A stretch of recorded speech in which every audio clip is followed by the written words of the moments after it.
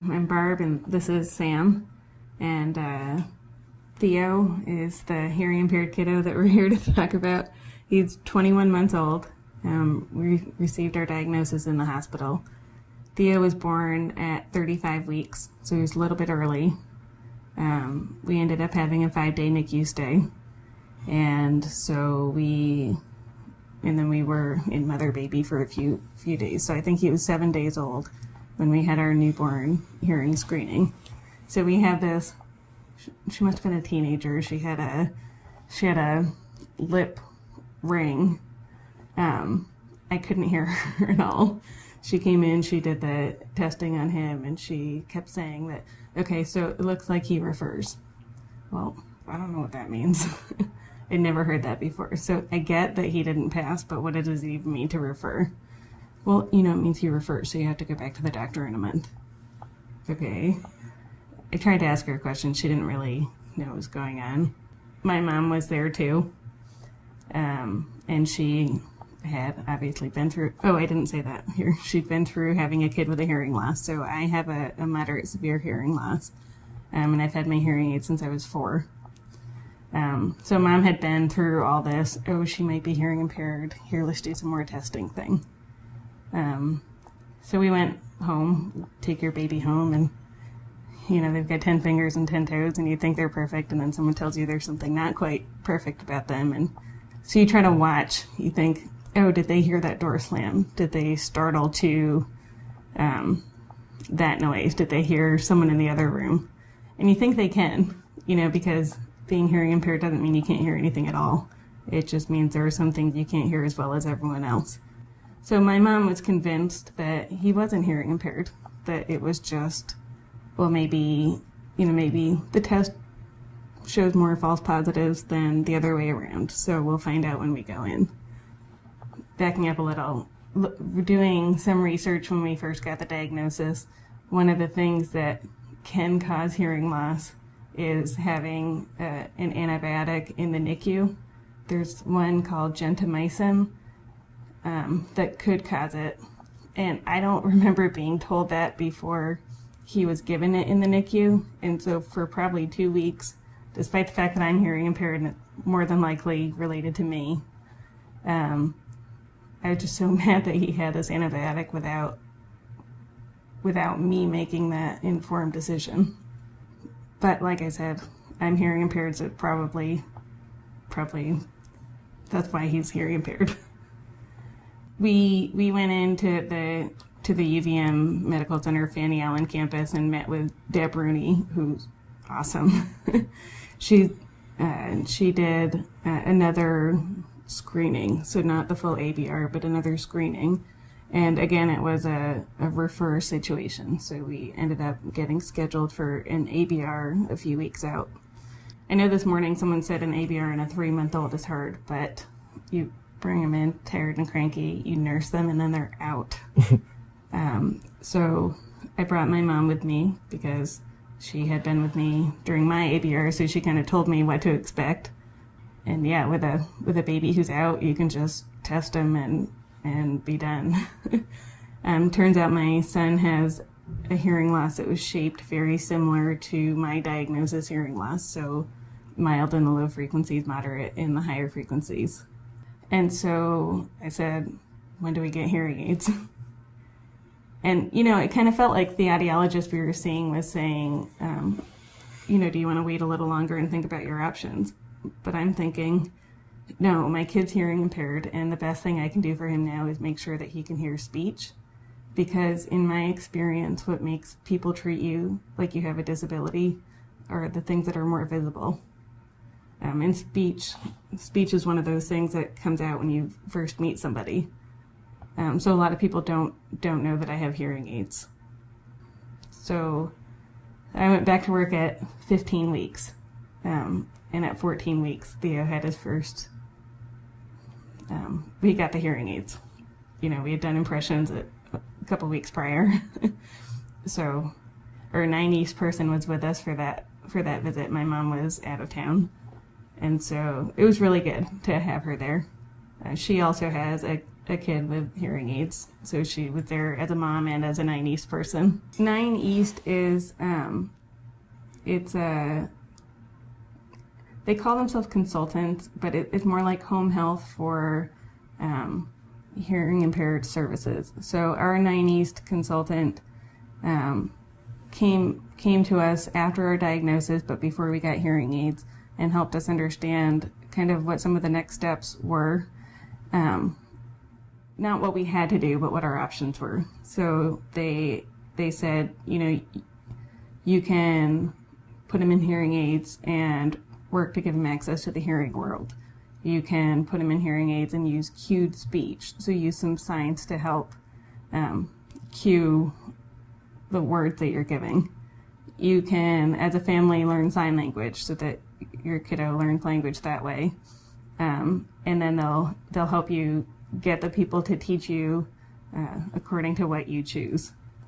So our 9 East person also has come into daycare just to observe the setting and then get the teacher idea.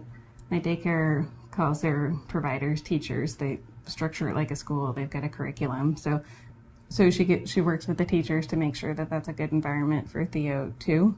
I think once he's school age, they'll be the ones who come and help with the IEP meetings. But I'm not there yet, so I don't know that for sure. The 9 East person we're working with now comes to my house every other week and gives us ideas for just things we can do to give Theo more access to sound. So things Sam does, like naming, but also what was the speech like? Providing options in a conversation for him too. Oh yeah, so it's tempting to ask your kid yes or no questions, but it's easy for them to nod yes or no. But when you want to draw out the language and make sure that they're hearing it and producing it, it's really helpful to give them questions or to ask them questions and to give them options. So it can be like, is that ball red? Like, no, it's a blue ball. You know, like things like that. One thing I definitely rely on Sam for is there are some parts of being a parent of a hearing impaired kid that go better if you can hear. We work with someone from 9 East who kind of gives me tips of things that we can do to give Theo more access to sounds and words and vocabulary. If we're outside and hear an environmental noise, I don't always hear it or I don't always know what it is. And so Sam does a lot of naming of those kinds of things. Mm-hmm. And you can tell too, he can't quite comprehend what he's hearing, and so you can point it out to him and be like, oh no, that's an airplane flying over, and he'll be like, oh, it's right there, yeah. So like, I think that the little bit of guidance is helping him learn, okay, we'll make sound to object association. So, but yeah, it is a useful thing. I mean, I'm the hearing person in the household right now, so it's like, if there's any uncertainty, if there's any questions like, you know, oh, what was that sound? Oh, it's just the fan running, you know, or, you know, the wind is whistling through the windows or something. So, like... Sam's a natural at adding words to things. You know, you point at shoes and, you know, I'm focused on getting his shoes out and getting him out the door.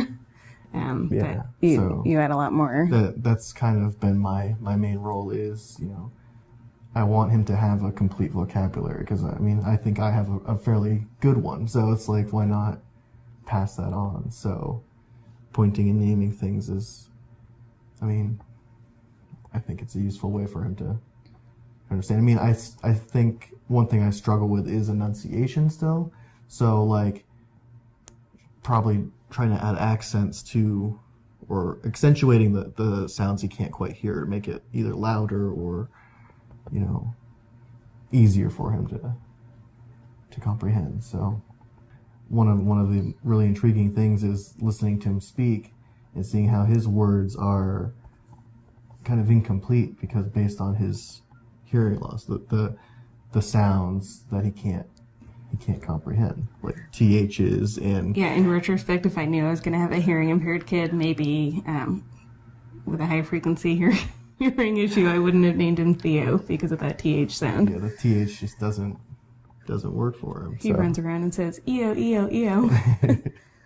We haven't had too many real struggles or anything like that. Like, we haven't had any Well, you had a bit of grief with it, didn't you? But, I mean... Well, it's just... The thing is, hearing loss is a disability. It is the easiest disability to accommodate. There's so much technology, there's so much... you could just speak up and then I could hear you better. You know, it's so easy to accommodate, but it gets frustrating because people don't. And not because they don't want to, but because it's so easy to forget, or it's just a little inconvenient. So, you know... And that's something we struggle with, is like, if I'm tired or if I'm not feeling well, speaking up, like, can be difficult. And you have to remember to make the conscious effort, and it's going to be the same for Theo as it is for you. Like, I'm going to have to be conscious of it all the time. And I think when people are around hearing impaired kids or adults, it's something they, like you said, they kind of forget, but they need to. Well, yeah, because learn. I get frustrated when I can't hear, and then you get frustrated with me for being frustrated. That's kind of a bummer for Theo, that his disability will make people frustrated with him. Yeah, it's kind of a feedback loop. So yeah. I mean, parents and families can know to just be a little more patient, because it's frustrating to not be able to hear. Or to almost hear, but not quite. So yeah. But that also has comedic value as well. So misunderstanding what people say. And we have a little jar in the kitchen of things that Sam has said that I've misunderstood and what it is that I've heard. Just because it's funny. Yeah, there's some good ones for sure. So you have to make a conscious effort to keep the hearing aids on, and because you don't always need to hear.